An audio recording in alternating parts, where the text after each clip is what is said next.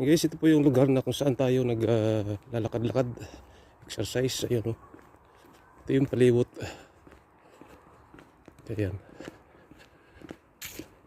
Ayan yung mga kahoy, wala ng dahon. Ayan. Ay, nagkakalagas na siya. Kasi sobrang lamig, hindi niya kaya yung lamig.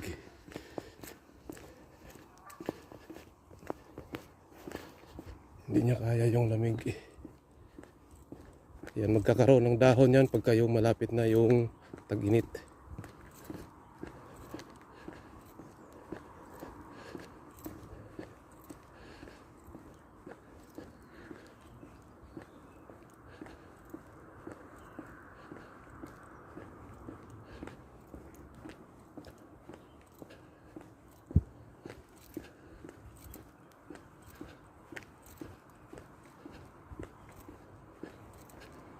Yan yung mga puno ng kahoy.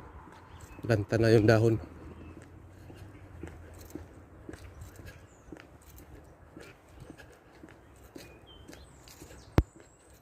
Yan, sobrang lamig. Pero kung mapapansin nyo, ang daming itik na wild. Yan, yung iba nasa kalsada na.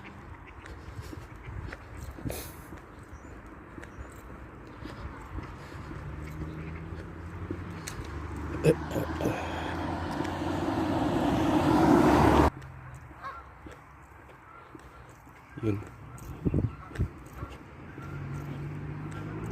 Talagang wala ng dahon.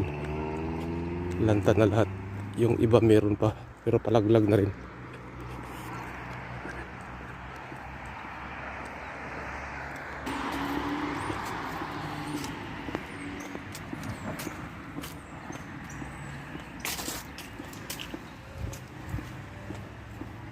Yan, laglag ng mga dahon.